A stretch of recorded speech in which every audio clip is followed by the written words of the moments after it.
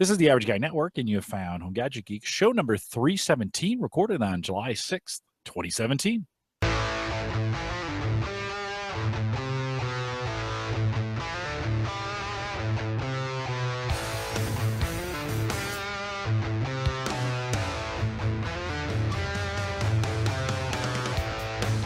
Here at Home Gadget Geeks, we cover all the favorite technologies, news, reviews, product updates, and conversation, all for the average tech guy.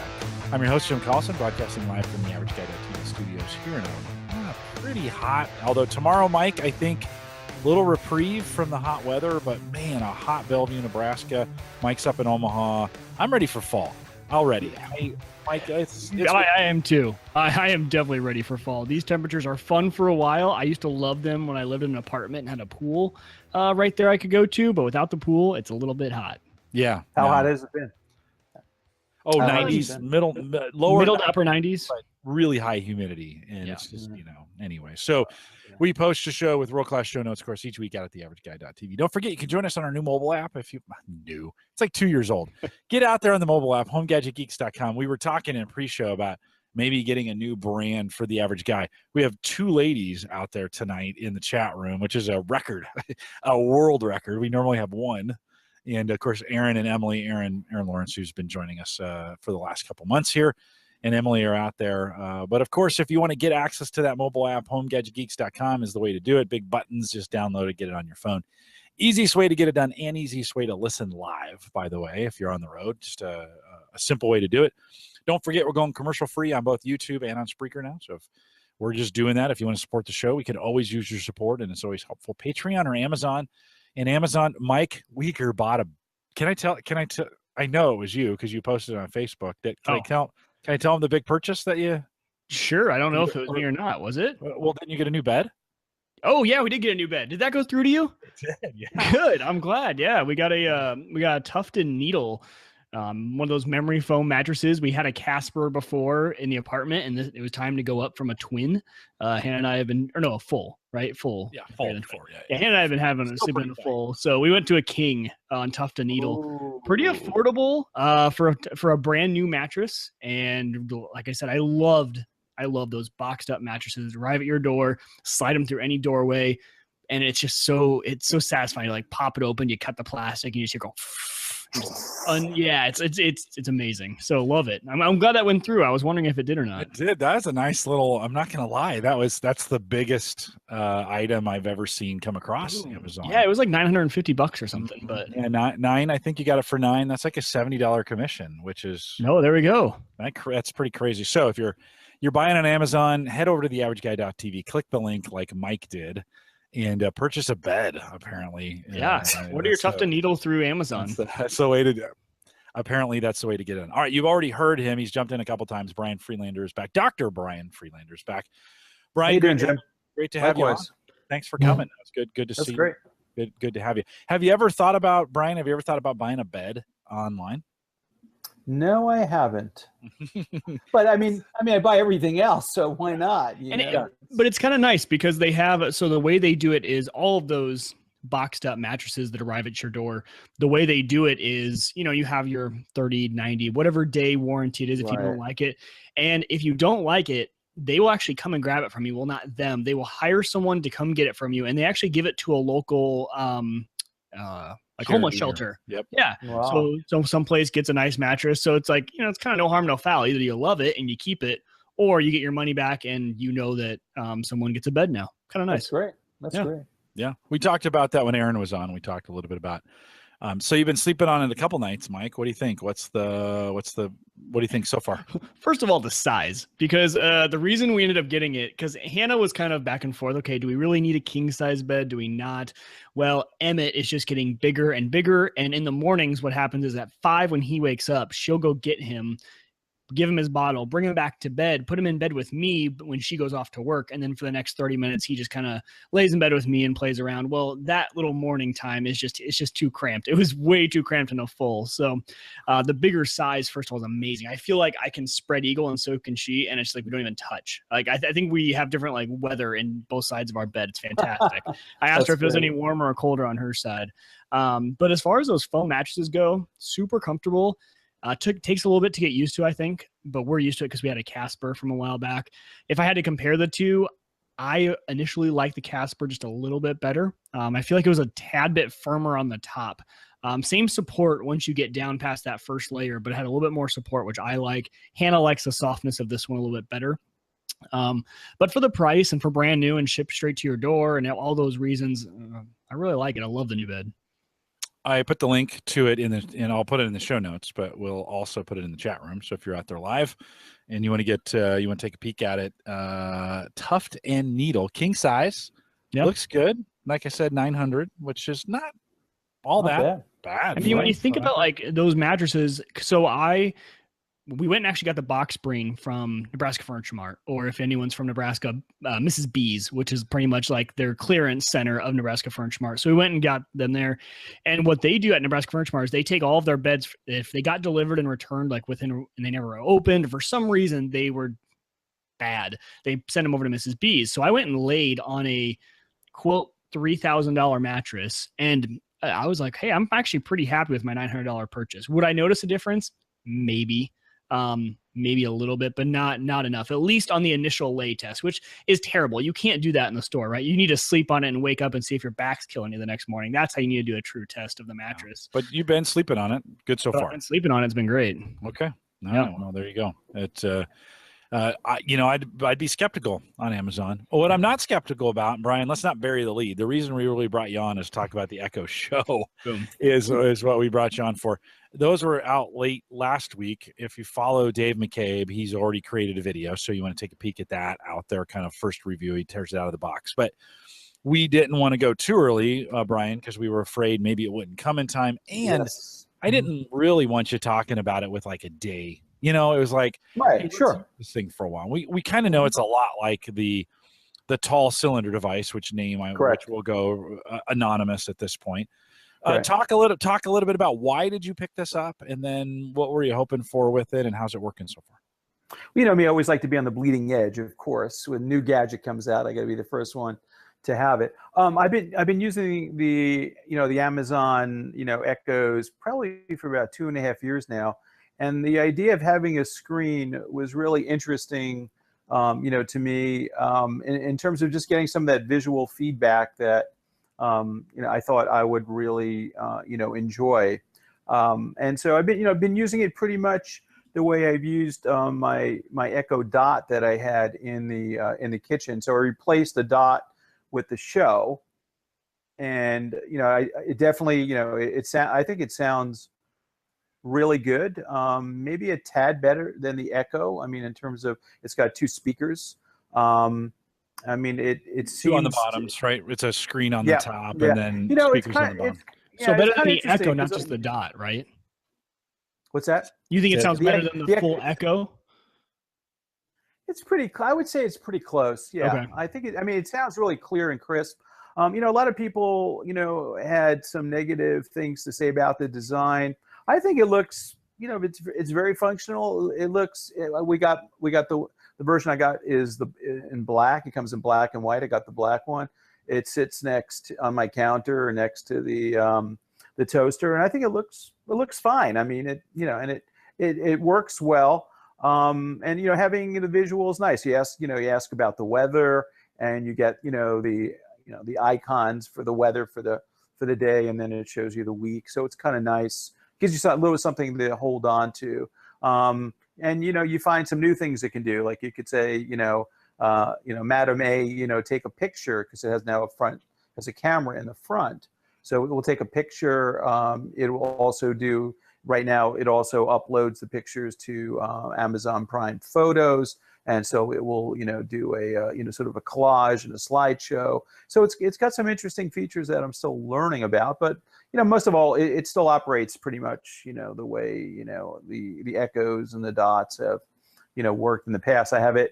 I think what Amazon does, which is really pretty incredible. I mean, the out-of-box experience is, just incredible. I mean, not only that, even before that, it got delivered on June 28th to my doorstep. So I got a text from UPS that it was delivered.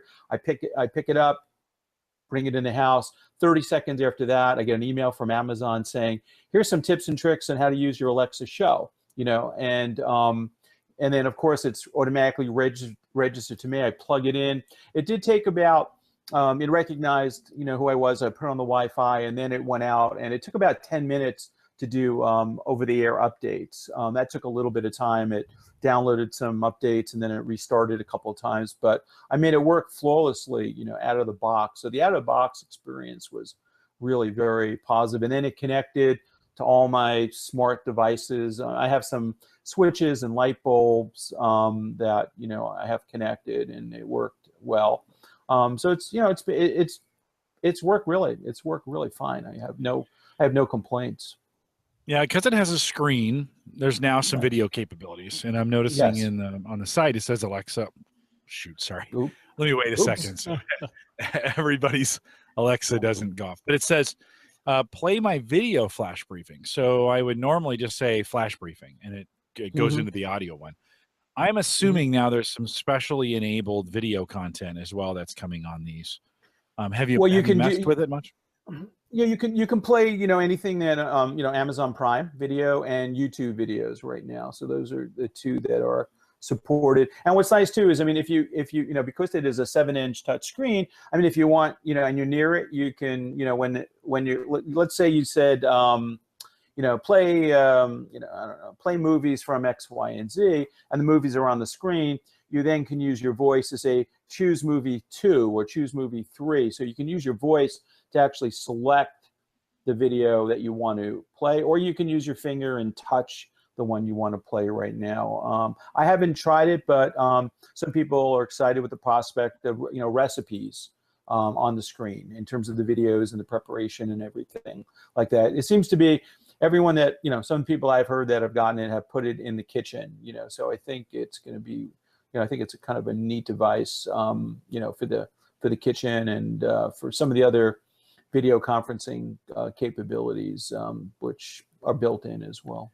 So if you asked it to play Home Gadget Geeks on YouTube, would it pull up the YouTube app, try to find Home Gadget Geeks, and then I assume whatever it would play? Yeah, so it puts up it puts up thumbnails, and then it puts numbers underneath each thumbnail of the video, and then you could say play video 2, and it would then go out. So you can use, if you like say you were at the sink and you turned around and you saw the thumbnails, you could use your voice to select it as well, which is nice.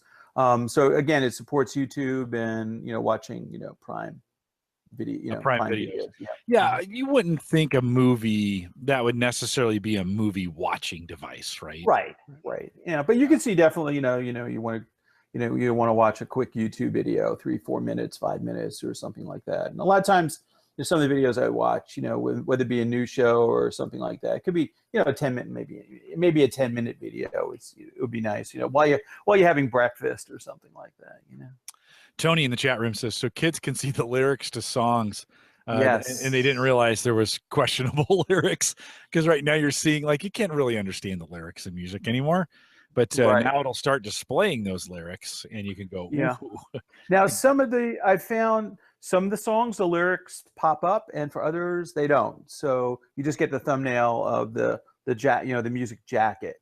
So it's not consistent. I don't know, why some have it and some don't. I don't know if it's some sort of IP thing or whether it's not in a database. But some songs you do have the lyrics, and some you don't. There are also, I haven't played around, but there are parental restrictions. So you can set restrictions on some of the videos and some of the content that can be accessed. So if you have younger kids in the house, you can play around with some of the permissions. Have you used Spotify on it yet, or are you a Spotify user? I don't. I actually bought the Amazon Prime Music. They have it was $3.99 a month, and so I've been using that. But you can hook it up to Spotify and Pandora. I think you just go in and you basically choose your preference. Right, because it works with the Amazon Echo, and we use it. My one wonder on the on yours would be, so we have an iPad that sits right next to our Echo. and it's in our kitchen, and we actually use Spotify. Spotify connects to all the different, Echoes or whatever they are in the house. Also Google Chromecast audios, which we have out on our porch. So we leave our iPad out and let our guests during parties select the music. So they say, okay, here, play this. And it sends it to the Chromecast audio out on our porch and plays out there. So I was wondering, I guess, with the capability to see and now have a screen, can it cast out that audio to different devices on the network, or is it limited to only playing on the Echo? It'd be nice to have an all-in-one and not have the need for an iPad and kind of the speaker right there. Somehow I'm going to say no, only because I haven't seen that. I understand what you want to do, but I'm not sure that it probably wouldn't. I wouldn't see them allowing their ecosystem, right? Exactly. You want them to stay in their ecosystem, and especially kind of bring you towards Prime Music. Even if they did have the ability to cast out, I'm guessing it would only be on Prime Music, not on any other third party. You could always use it to connect as a Bluetooth speaker, but and that's what we do when we're in the kitchen too. And I'm waiting for Spotify to have the ability to send out to like 2 outputs, right? I want to send it out to my patio and this Echo that's right here, so it plays all in one. Pretty much making Sonos without Sonos. Correct. Yeah. I suspect you're going to see that. I think I would hope so. I'm sure that's what Apple. The Apple. The new Bluetooth. What they call it, iHome. Is it iHome? Yes. Yeah. No, is that what it is? Is it iHome? iHub. iHub. But Wieger's forgetting his Apple. I know, I'm forgetting my Apple stuff. Oh no! I went down a road, and all of a sudden I lost all my stuff. But the new Bluetooth standard actually supports sending your audio. So for the new phones to support it, you can split it out and send your audio to 2 different Bluetooth speakers, which is nice. So I want that same sort of functionality just via the network, not via Bluetooth. Got it. Absolutely. Brian, $230 for these things. If you buy 2, you can get them in the 170 range, which is the the can, the price for the can at this point. Is that $230? Obviously, you bought one. You don't see a problem with $230 for the device. Worth it? Do you think for what you've gotten so far? Would you plunk it down again to get a second one? I don't think so. I think over the next couple of months we'll probably see some new applications, and I think as they expand, there might be increased functionality and maybe more. I might see more value. I don't think I'd plunk down and to buy another one right now. I think as you get more cameras and home security stuff built in, I think it adds a nice it's nice functionality, because you could say, show me what's happening in the backyard, and it will just, turn on you'll get the feed from your camera outside or whatever you may be. It does have an interesting feature called drop-in, which is, I think, quite interesting. And I could certainly see the application where maybe you had elderly parents or, with their permission. And so like I can do it from my phone. I can, even when I'm away, I can drop in and see what's happening, through my bay window into my backyard. And so it puts almost like a filter, and it gives the person in the room a couple of seconds to probably determine if they want to actually activate it. But I have it set to automatically turn on, so this kind of film goes away, and I can actually see what's happening in my backyard through the bay window, in my kitchen. So it's kind of an interesting feature. And again, it can be turned on or off, and so I know some people are concerned about how invasive it is, but like anything else, you can turn it on and off. But it is a nice feature if you're have to looking out for either kids or elderly parents. It could be a really nice feature. Well, drop-in works on the Echoes, right? And so I've got that Echo down here. We always see my daughter when dinner's ready. I'm down here working and dinner's ready. My wife sends my daughter down to get me, and she'll pop around the corner. Dad, dinner's ready, and I'll go up. Well, now with drop-in, she can go to the can and say, hey, drop in on Jim's Echo, and it'll it'll open up, makes it like an intercom, and she can just say, "Hey, dinner's ready." Most cases, I don't. It's connected to the board here. I don't always have the speakers turned on, so I won't always hear it. Now on the Echo, that works as an intercom. On the show, it really works as a spy device.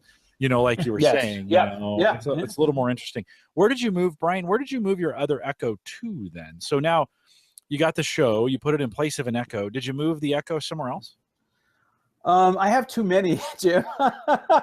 So I put it into a little bit of retirement. It was first generation.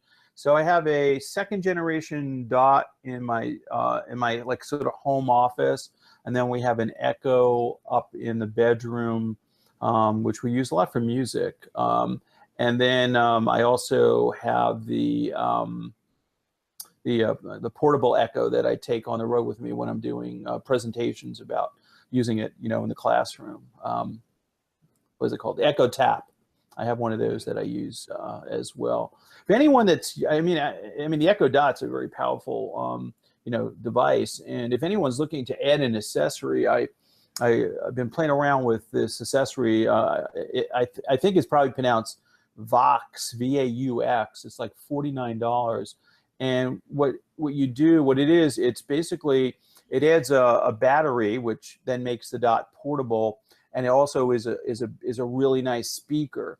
And so what happens, you take your second generation Dot and you sit it on top in the housing, and it has a cable where you plug the audio out and also a power cable in, and it will stay charged for about 6 hours. But I mean, the quality of the sound is a big improvement, and plus it adds portability, because you can take your Dot with you and into any room or outside that we have Wi-Fi access, and use it for music or for whatever else you want to do with it. So it's a nice accessory for a good one to take outside with you, right? If you don't want to put a Dot outside, a great way to take it on the outside, take it with you, listen to music, mic, and be able to talk right to it, control a lot of pieces. I mean, it's kind of, it sounds kind of, I mean, strange, but I mean, my wife and I, about 2 years ago, we started taking ballroom dancing. And so we practice in the kitchen. And so it's just easy to say, hey, just play this song, and it just, gets the song, and we're practicing, so it's little things like that. I mean, it's, as much as we're into this technology, it's still somewhat amazing that we can do all this with our voice, and it's I mean, it's not perfect yet, but it's really getting there. It really is. One of the things I've really liked about the Echo is it seems to be, or these devices, the Amazon devices, is that it seems to be, with the equipment that Amazon ships it with, they are constantly making improvements. And absolutely. Tony had put in the chat room, is the one drawback to these devices, especially the Amazon devices, the search is so terrible. Like it is awful, right? So Tony is asking, hey, do you think it's better on a Google Home? Now, I have an on-hub router, and Google has made all kinds of promises to, they built these on-hub routers were $190 new when we got them. And they were going to make all kinds of updates.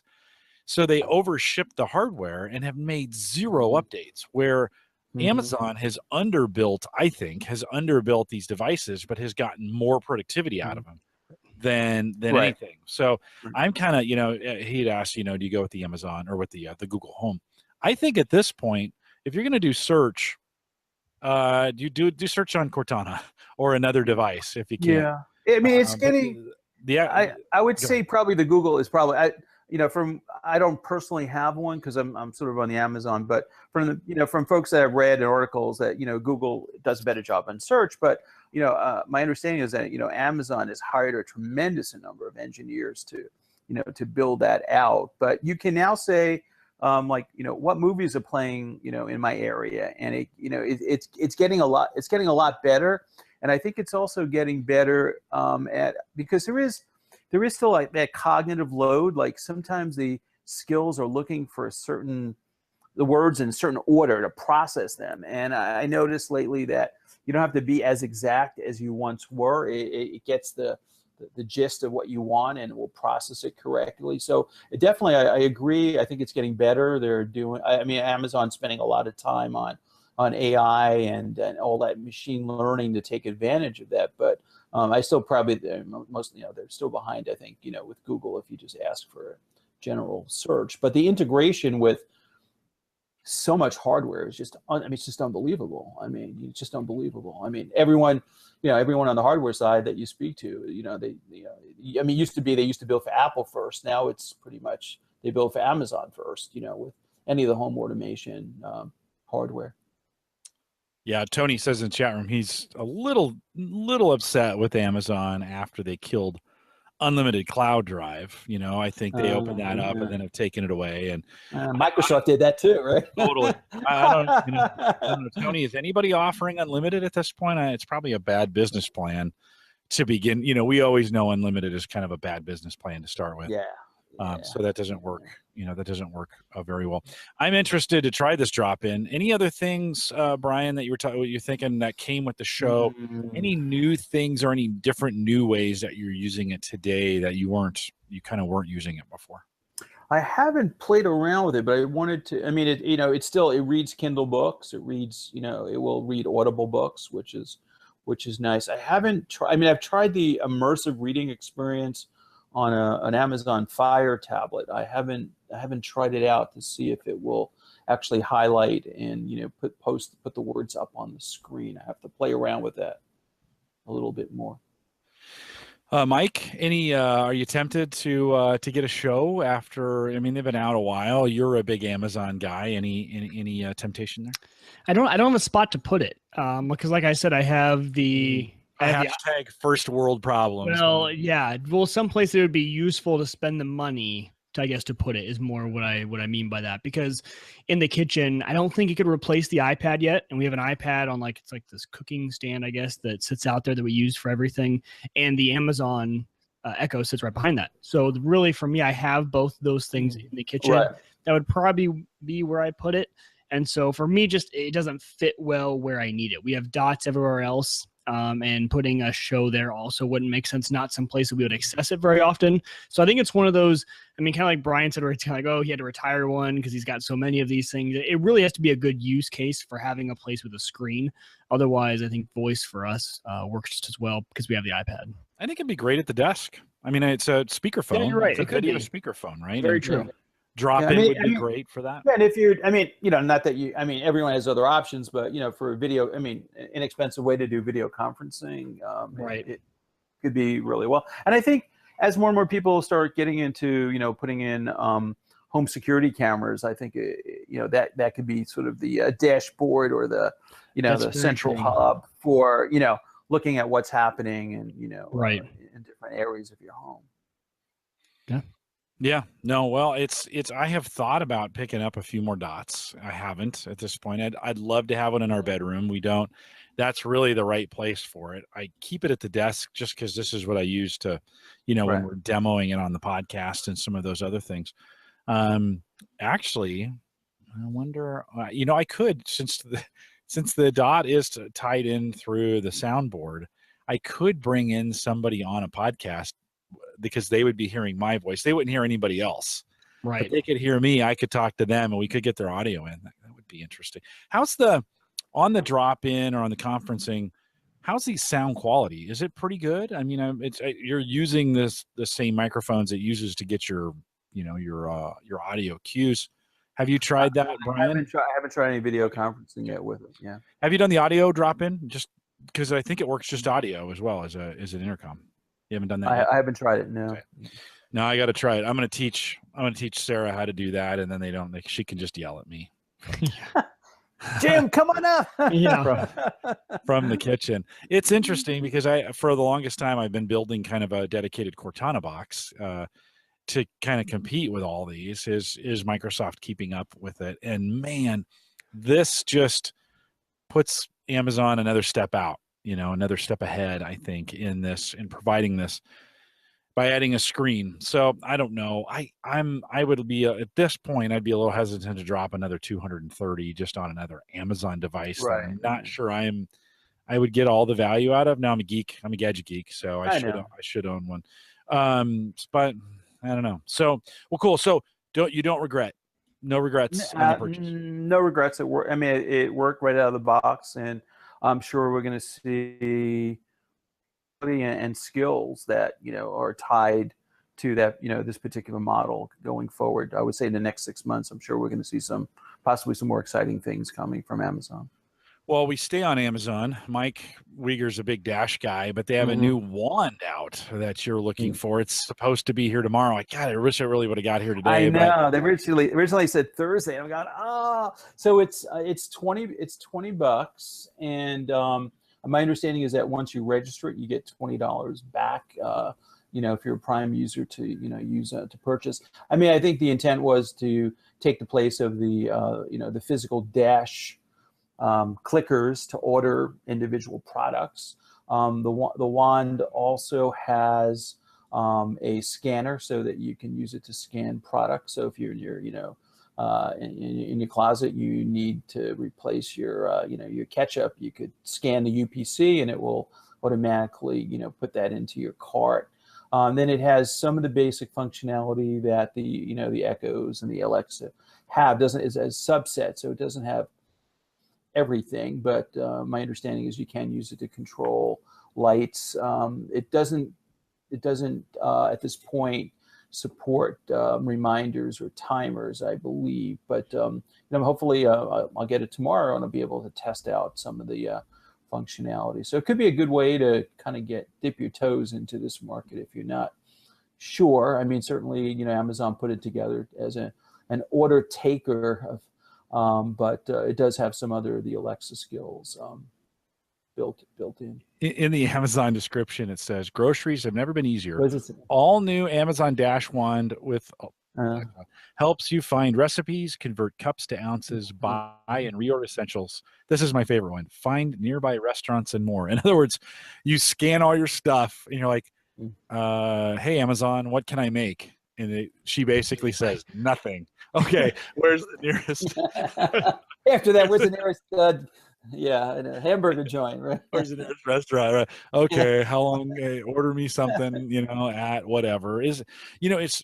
I think I don't know if we're there yet, but I've been ordering a ton of coffee on my Starbucks app, but I'm not sure. Well, we use the Panera app, so I guess there would be another. I guess Panera's kind of embraced it. Has McDonald's, Burger King, have they embraced? Do you guys know? We didn't prep for this, but have we seen apps from them? It would seem like McDonald's and Burger King would be ripe for pre-orders. Mike, have you seen anything like that? Taco Bell was kind of one of the first ones in the fast food industry. They had it out there. McDonald's and Burger King, as far as I know, have not hopped on that train. I use Dunkin' Donuts. They have the you can order and then pick up, which works pretty well. Emily says McDonald's now does Uber Eats. So that would seem. If you live in an area that has Uber Eats, we don't. I'm assuming that's someone picking up the food for you and bringing. Fantastic out now. But I mean, it's really gonna be interesting, with Amazon purchasing Whole Foods and what that brings to the market in terms of different delivery models. Right. I'm sure that becomes their distribution channel or delivery within a certain radius of the stores. So I think it's going to be interesting to see what happens in that space. Of all the food you would order on Uber Eats, would you go McDonald's? I mean, you could probably get a whole bunch of other things ordered that, I don't maybe. How drunk am I? I mean, what's because I think that's really the only time, That you're going straight McDonald's. I could go for 5 McDoubles right now. Yeah. Oh, Uber Eats. Yeah. Brian, do you know? So on this wand, do I have to take advantage? Is it because Amazon has the two services, right? You have Prime, which orders everything that's non-perishable, and then you have Amazon. What's the food? What's the food pantry? No, what's the food? What's the food one? Well, Prime Pantry is where you fill up the box and you. Yeah, Prime Pantry. But can I like ketchup? Can I order that? Doesn't that go through Pantry? I think so. And the hard part is you have to fill up the box, which is really hard to do. It actually takes quite a bit of food to fill up that box. Yeah, to get. I tried to do it with formula for the baby, for Emmett, and it was one of those prime pantry items, and I didn't want to fill up the entire box. Okay, so Brian has the right idea. He says, I ordered Old South Pancakes House via Uber Eats, biscuits and gravy delivery. If you're going to do delivery, it's one of the best use cases I've heard for it. Go full of full heart attack. Yeah, no, you might as well. That'd be great if you could get Uber Eats Waffle House. Like how good would that be? Of course, it's all Mike Howard's fault. There's not a Waffle House in Omaha, so I can't really do that. But so what do you, Brian, from a wand standpoint, when you think about your use case, what do you think you'll use it the most on? What will it really provide convenience for?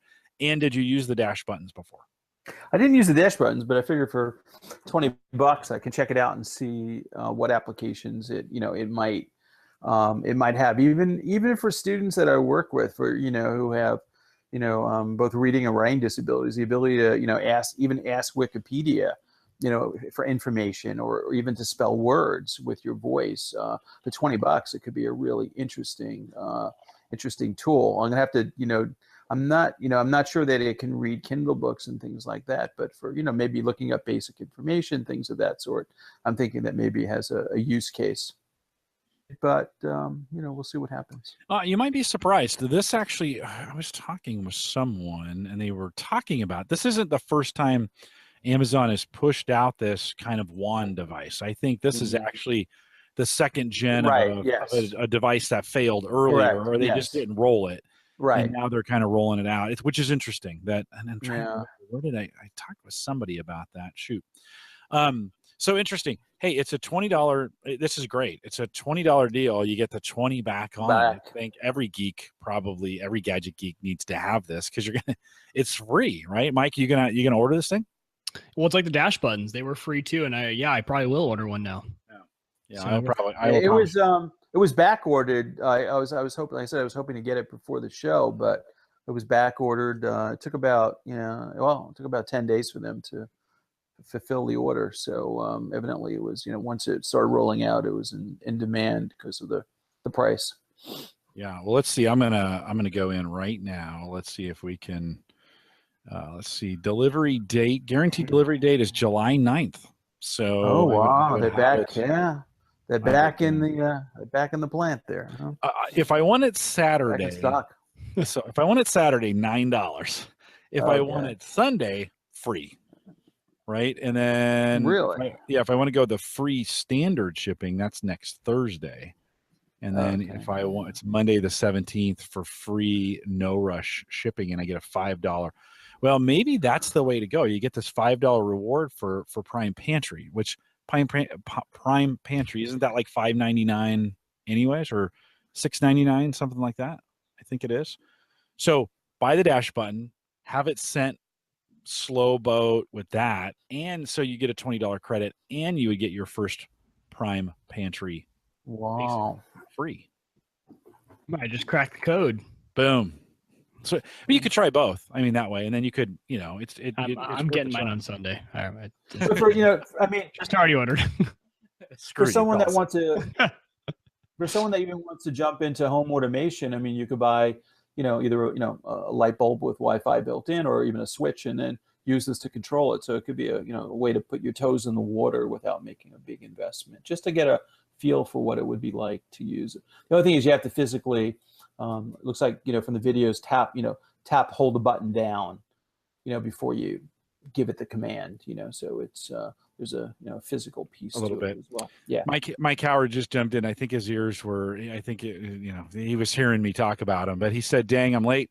But I just heard a little. Picked up the Echo show last week and the wand the week before. The show is awesome. He says.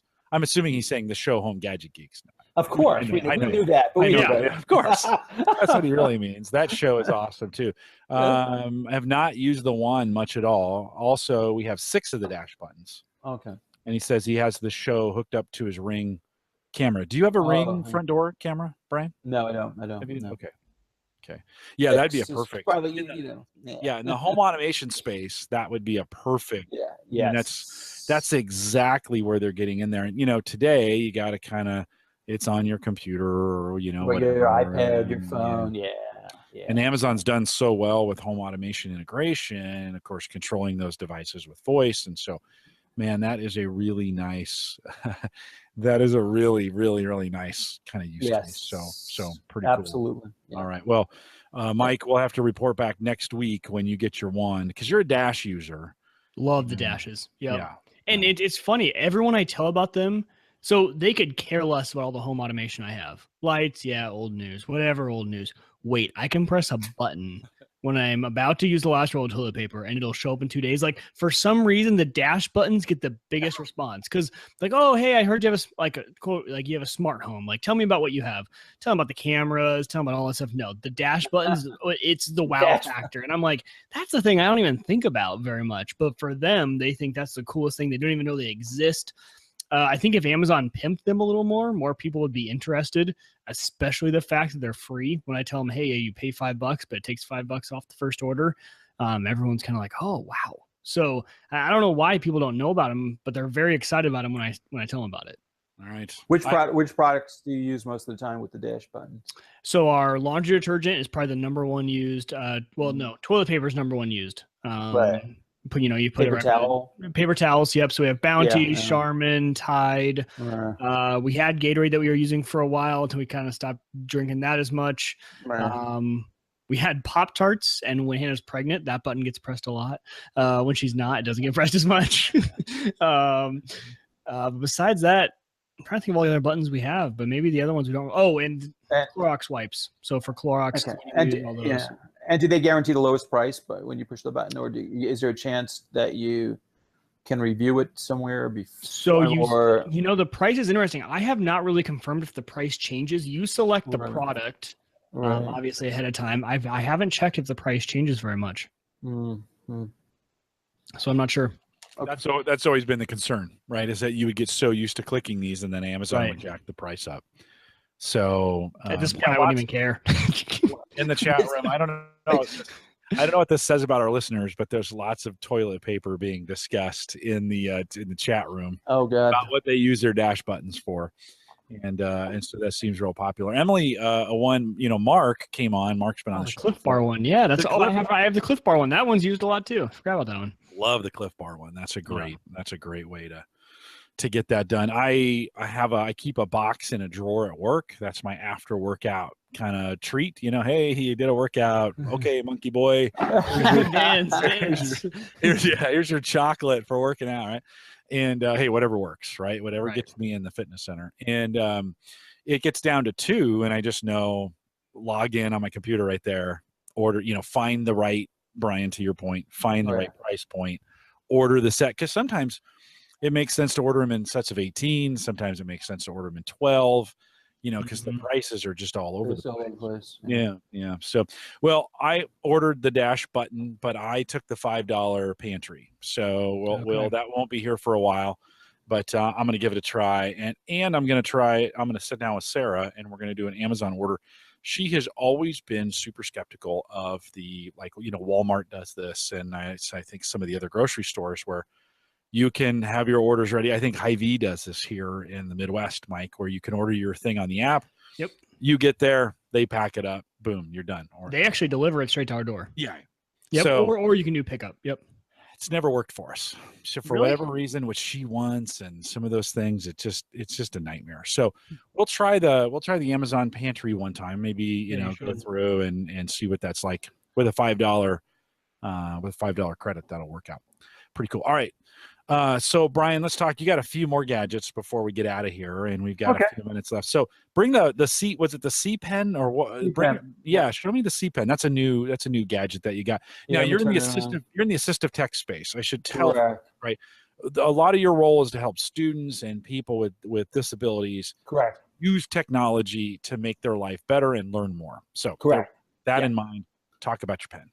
Okay. So this is the C Pen, and it's basically a personal scanner. And I've been in the field for about 30 years, and I've used various devices similar to this, but this would allow students to scan a line of text and then have it read aloud to them. It has a audio out, so they can put their earbuds or headphones on and listen to it. This one also has a a dictionary. But this, the scanning has gotten so much better. So, the engine inside, the camera lens, all that stuff, and the processing power and the amount of memory in here too is great. You can actually store things in here as well. So for a student who has, or adult even, who has difficulty with decoding or diagnosed with dyslexia, this could be a great tool for them to be independent. The company has a couple of different versions. This one, can read the text and also has an online dictionary so students can look up the meaning of words.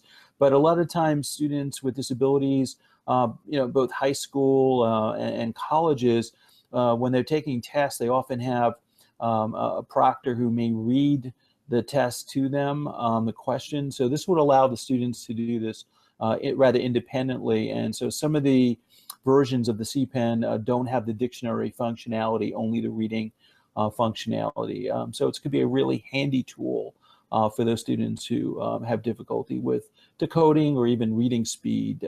So it's great. It's very portable, and allows students to be independent when they're in school or studying and things of that sort. So Brian, about $250. How do you find that really? What's the effective way in a learning situation? That's pretty expensive. Do students are there programs where they get that bought for them? How does that? Is there grant money? How do you see that work for a lot of students? For some students, in K-12, if that was decided that was the best fit for that student, then the school district would be responsible for picking up the cost of it. In many cases, schools do budget for assistive technology, whether it be a computer or a device like this, whatever kind of, really helps that individual, do what they're supposed to do, and that's really access the curriculum. But you will, when you get to the college level, then it's incumbent upon the student to purchase it with their dollars, and they're going to have to make, that judgment if it works. At the college level too, there are apps where, I can use my iPhone and take a picture and it will start reading too. So, there are, competing technologies out there. You have to, students need to figure out which one makes the most sense. In some cases, phones aren't allowed in certain testing situations and things like that. So, this device may be something that could be helpful in that scenario. But there are others where you can, like I said, take a picture with your iPhone and or an Android phone, and it starts reading the text immediately, which is nice. And that the app on the iPhone, Android phone is about $100 that can.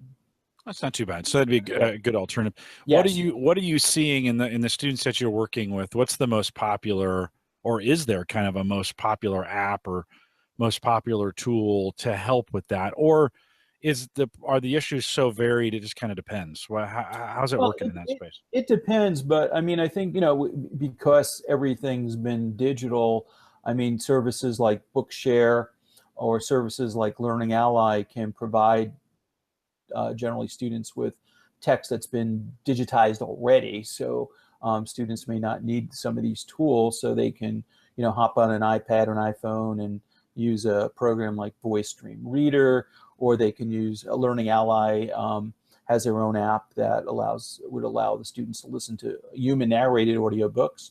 And Bookshare has their own Chrome extension, and there are also third-party companies that can provide reading tools to access some of the Bookshare library. So there's lots of different ways to go about doing it in today's environment, which is really exciting.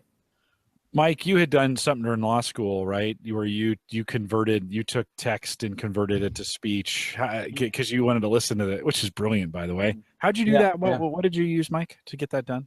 When you were there's just an app on the Mac, so it worked especially well with PDF. So the one problem I ran into that Brian actually had suggested, I never got into it, but was scanning it from a book.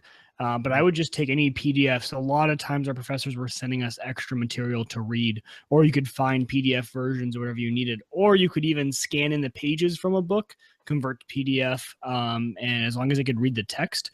And there was just apps, voice to or text to voice. They were really bad. It was monotone, that computer woman's voice. But if I could take my 30-minute drive to school and have it be considered reading and get material in, it helped me out.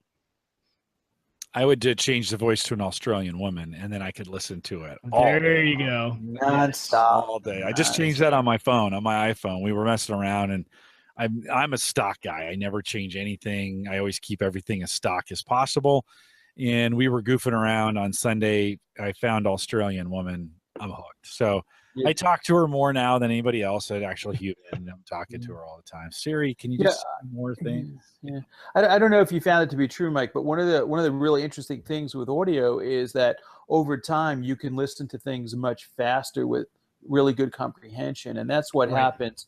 And especially students with reading disabilities, they may start out at reading at a certain rate, and before too long they're able to listen at twice that rate, as they get used to with good comprehension. And so it allows them to, keep up, with the volume of work that they need to.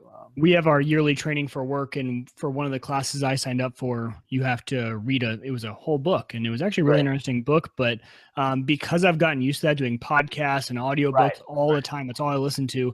I was able to go at 2x speed, which is pretty fast. I prefer, if I'm just casually listening, 1.25 or 1.5, but I had to get through it really quick because it was down to the last second, and 2x. And yeah, you're totally right. You can comprehend it a lot better. And then it's interesting too, especially if you do it while you're driving. If your scenery changes while you're listening to audio, there will be certain spots around Omaha, or even between Omaha and Kansas City, Omaha and the farm, places I drive a lot. I'll be driving and I will see something, and it will spark. I can tell you exactly where I was at in a certain book, what was happening at that point. Just because, you got those two forms of input, and then they're both kind of, so I have those sort of memories too, which helps. So I kind of, no, that was on Dodge Street, and I remember this, and especially for law school tests, there was all these tricks to remember that sort of material. Brian, you also you showed me a whiteboard device that has some collaboration work with it, and these smart boards that came out 10 years ago, super expensive. By the way, that C-Pen 250, how much is? Tell us what this device is and about it, what it retails at. This one that I'm holding up? Yes. Yeah. I believe it lists, they always kind of discount. I think it lists for about $7.99. So this is called the eBeam Smart Marker 2. You would affix this to a whiteboard. It has a magnet, so if your whiteboard's magnetized, you can just affix it. If not, they do have a little fixture that you can attach with adhesive strips to a standard whiteboard. And then you turn it on, and it's got memory built in, or you can pair it with any Android or iPhone or Bluetooth tablet. One of the nice things, this is the second iteration of this, and they really got the Bluetooth finding the device very easily. And even if you don't have a device, it has memory. So you turn it on, and then you take this marker that's in this housing. It's just a dry erase marker in this housing, and then anything you write gets captured and stored on this device. But the exciting part is that you can broadcast your whiteboard sessions with anyone by providing them with a link and inviting them to the session. And in this version, there's also the with permission from the presenter, you can actually collaborate in real time. So what you see on your computer or tablet, you have a set of tools that you can actually draw, type text, and provide feedback. So you could, imagine you have some engineers doing a whiteboarding session in California.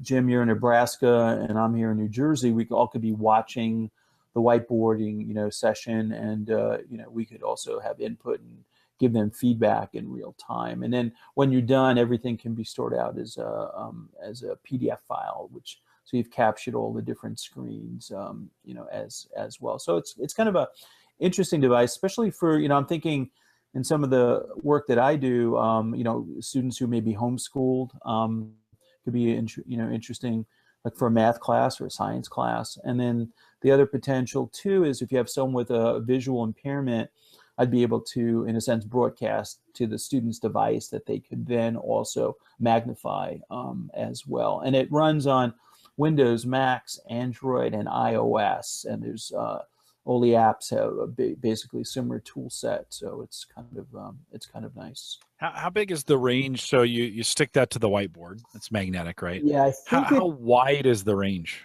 I think it's 16. I want to. I'd have to look, but I think it's like 16 feet. Does it say? I mean, Yep, you're right. 16 by 5. Oh, 16 by 5. Okay. Yeah. And if you needed bigger, you could actually purchase another one of these devices to extend the length, with my understanding, if I remember correctly. Yeah, so 16 by 5, and then it says 8 feet by 5 feet on each side of the sensor. So you can, it sounds like you could put that in the middle, and then you could go out 8 feet on either side and 5 feet high and draw around it. Man, that's a great, that's very cool collaboration. I mean, it weighs like next to nothing. I mean, it's pretty incredible. But this is version 2, and they really did a fantastic job with the Bluetooth pairing. I mean, you don't have to physically go into your settings. It's got this Bluetooth seeking technology, that it hands off to the device and finds it, and then you're up and running. But again, even if you don't have it, you can basically fix this. And I've actually, I've been trying this out. There are a number of companies that have created, I think one is called ThinkBoard, where basically these these whiteboards that you affix to a wall. It has like a very light adhesive. So I've actually used it with this in my office, and it works well. So if you don't have a big whiteboard, you can just roll this out and attach it to it with there's a little clip that you can attach with strips, since it's not magnet, and use it. So it's kind of a neat device. Really about 400 is for that one. This one is 800, but I think they're discounting now. I think you can get it for 400 on Amazon right now. I think there's a July 4th promotion. Oh, nice. So yeah, so it's kind of nice. Yeah, interesting. It's really interesting. Interesting technology to have in your toolkit, that's for sure. Yeah, we always think, you mentioned this example, all these companies always show they're sharing these complex math equations, and it's engineering students, right?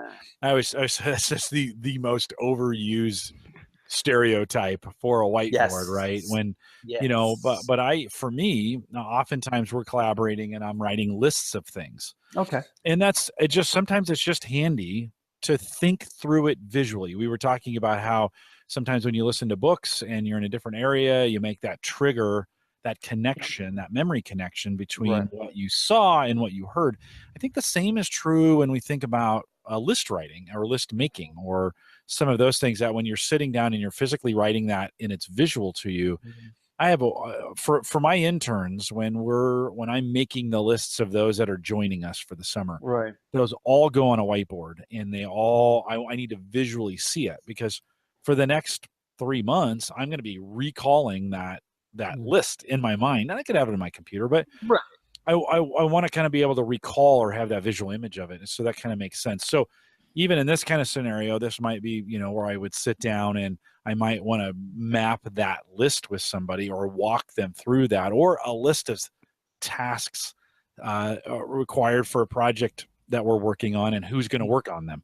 That would be another, I could think of, even in the agile project management methodology for software development, where you got a project manager who's listing out the tasks, and developers can be picking up those through the if you're in different locations, could be picking up or taking those tasks by writing on their phone, tablet, whatever. And Brian, besides the complex engineer scenario, any other scenarios as you think about what you do in the classroom? You said homeschool. Any other thoughts? Homeschool. Yeah, I mean, for students with visual impairments, again, I'll just use it could be any class, science or math. What's nice is that the teacher could be broadcasting what they're writing on the whiteboard to that student, and the student would be able to actually zoom into an area and enlarge it at their desk, so that they could take advantage of what the teacher is writing up on the board. And for a lot of students I work with, note taking is very challenging, and so in a scenario where maybe a teacher didn't have a smart board, they could at least capture the handwritten notes for the day right on there, and then transfer them to a PDF, and then share it out through Google Classroom or OneNote for that matter. So that's nice. Mike, in your you're collaborating, you're working on stuff, you're doing complex things. As you think through any space where you might say, yeah, it'd be nice to slap this on the board, connect with some folks in other cities, collaborate on something? Yeah, definitely. Especially because we have teams that are on site at the client, and then you'll have teams that are either working in the office or out of town, and being able to do all that at once. The hard part is we're in the client space a lot. A lot of times we're officing out of the client. So something that's portable would be super nice. But yeah, it would really affect things, I think, because we love using whiteboards, and then we all end up trying to do on the computer and draw it out with the mouse. It never works, and you can't just draw it out super quick. I think things take a lot longer the way we try to do them sometimes, but with the whiteboard and just be able to truly draw it by hand and have others see it, I think that'd be a game changer. Yeah, the other part too is, if you don't need the interactivity and you just want it to capture, you can literally, come in, stick it on the board, turn it on. You don't even have to connect it to a device and just, do your drawings. And there's a big button when it would allow you to erase and get to the next page so that you can have multiple screens. And then when you go back to your office, you can download it to your Mac, your Windows, your iPad. It just comes in. So, so it's got memory for storage of, images as well. I've done it the cheap way, Yeah, I know. Yeah. That's what we do too. It's what you do. You can't interact. That's what you do. You can't interact that way. And that's pretty cool. That's why we do this show, is to kind of highlight. Brian, one last question for you as you think ahead. I always ask you kind of, what are you looking for in the future? What as you look out ahead over the next year or two, any products in your space, in assistive tech space, or maybe even outside of it, that you're anxiously awaiting for? I think the tool set has gotten so much better, and everything that most of the publishers are doing now is coming through through a Chrome browser. So I'm sure we'll see more increased functionality. I think for some of the students that we work with, I think that the voice technology can be very empowering, and I think eventually things like virtual reality is going to find a space in schools. I'm not sure quite yet how it's going to happen, but I think that has tremendous potential for schools. And as Apple builds out their platform, and Microsoft and Google, I think we're going to see some interesting applications for all kinds of different educational scenarios. Yeah, we didn't think the voice space would ever, talk to our computers. We saw it on TV, and it was hokey at first. It didn't work very well. Right. Finally, I think it's pretty entrenched at this point, and it's only going to get better. I think you're right. VR, AR, or mixed reality is what Microsoft's calling it right now. I think it's going to find its place, right? That's what it needs to. And we sometimes forget the number of individuals who are physically disabled, and for them to be able to control their environment with whether it be switches, a voice, is really very empowering. So I think as these tools become more more stable, they're going to be play a much more important role. We even have I've tried this with students that use augmentative communication devices, where they're giving Madame A commands through their augmentative communication device, and Alexa is able to respond in kind. So imagine the potential for those scenarios. So a lot of people, my specialty is not home automation, but a lot of my colleagues where environmental control is their specialty, they're looking to the Google Home and the Amazon Echoes as a place to begin to build the environmental controls for individuals in their home, whether it be through different smart switches or motion detectors, or all kinds of different tools to improve their ability to control their environment that you and I may take for granted. It may be cool to be able to tell our Nest to raise or lower the temperature, but someone in a wheelchair, it's essential, so they can, either use a voice or use an augmentative communication device as their voice to do the kinds of things that, you and I do, we take for granted and we can do. So I think that you're seeing big shifts because, in the past, when you mentioned environmental control, you were talking about thousands and thousands of dollars of very proprietary, specialized equipment. And now you can go in with a $49 dot and, and a switch and do something that, literally cost thousands of dollars not too long ago. So it's really exciting to see what's happened in this space. Yeah, no, indeed. Well, Brian, thank you for coming on. Hang tight a little bit as we kind of wrap things up. I just kind of noticed usually Mike is in blue and I'm in red, and tonight reversed it up a little bit. This is exactly not Creighton colors tonight. But yeah, it's pretty close. What the hell's going on with us, Wieger? I don't. Pigs are flying, You're forgetting the names of Apple products, right? And, pretty soon I'm going to know what's going on at WWDC, and you're going to be a Windows Insider MVP. I think that's the way this is going. Isn't that the direction we're headed? I kind of do feel that way. I as mentioned earlier, my band is just, I think it's getting close to being DOA, and I may go Apple Watch. That may be the next that I do. So, well, as we kind of wrap things up, don't forget, stay around for a little bit of post show, Brian. You can hang with us as long as you can. Mike's got a topic for post show, but we don't want to take too much of your time. But I'll remind everyone, if you want to support the show, best way to do that is through the Patreon link that's out there. If you're not comfortable doing that, just make sure you're using the Amazon affiliate link, if you could be so kind to get that done. It's back. It's working. We'd love to have you do it. Mike used it to pick up the mattress, and it's working, apparently. And so head out to theaverageguy.tv and click on there's an Amazon banner there on the right-hand side, and you can purchase straight through there. Don't forget, you can send me an email, jim@theaverageguy.tv. You can track me down on Twitter @jcollison. A lot more Twitter conversations. So if you're out there on Twitter and you want to chat that way, I've been spending a lot more time on it. So especially Saturday mornings, by the way. I do Ask the Podcast Coach with Dave Jackson, but I'm around most Saturday mornings producing this podcast. So if you want to get a hold of me and chat in real time, a good way to do it, Saturday mornings on Twitter. Love to have you out there. Don't forget the AverageGuy.tv platform, both web and media hosting, powered by Maple Grove Partners. Christian's actually making some more upgrades to the network over there, adding some DDR4 memory, and he's like, Jim, I just don't think I can push our hardware any faster. To hear that from Christian was like, wow. I didn't think that was possible, and they've reached kind of the theoretical max speed at this point with what's going on over there. But if they're going to do a website, especially a podcast, they do that. Plans start at $10, and you get dynamite WordPress hosting and some great support from that standpoint, media and your web hosting. It's awesome stuff. $10 a month. You can't beat it.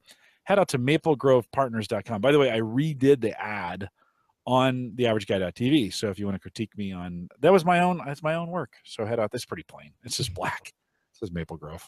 So head out there. I actually just noticed that, and I was going to ask if he created that and put it for you. That's really funny you mentioned that, because I noticed. What do you think? A little critique. I like it. Oh, okay. All right. Yeah, it's a little Canva in about 7 minutes. There you go. That's about what I got there. So head out there if you're interested in Maple Grove, or you need more information, maplegrovepartners.com. Don't forget, 2 weeks, Amber will be on from LastPass. If you got questions, you can't make the live show, send them to me, jim@theaverageguy.tv. She'll be on. Some new changes coming on, some really cool stuff coming in their website. If you're not a LastPass user, you should be. And, of course, they sponsor the show. We appreciate the work that they do to continue to sponsor us and the mobile app. You can head out to lastpass.com and give that a shot. Aaron, are you still out there? She had headed out there. It doesn't looks like she dropped out. When Aaron Lawrence was on, we talked a little bit about LastPass, and she was going to give it a try. I thought I'd get a little feedback from her. So we appreciate their support of the show. Don't forget, we're live every Thursday, 8 p.m. Central, 9 Eastern, out here at theaverageguy.tv live, and we'll be back next week. Mike, we got some really cool stuff coming up. Actually, Amber's here next week, and then 2 weeks is the grilling show. So you don't want to miss Mark and Mike here to talk about some grilling tech. It's going to be good. Eat before you come to the podcast. No kidding, just right? saying, eat before you come to the podcast. Then Tony Chang is going to join us for Morrow Data, M-O-R-R-O, Morrow Data. The founder of Morrow Data is actually the guy that helped build ReadyNAS. And so if you've ever worked with ReadyNAS, we're working on maybe getting him on the show too. So it'd be kind of cool to have him on there. We'll talk a little bit about what it takes to do some NAS stuff, and we're going to do a product demo. They've sent me a 1 terabyte cached server, which is kind of cool, and we're going to talk a little bit about that after. So we got some great shows coming up for you. 8 p.m. Central, 9 Eastern, out here at theaverageguy.tv/live. Stay around for the post show if you're live. With that, we'll say goodnight.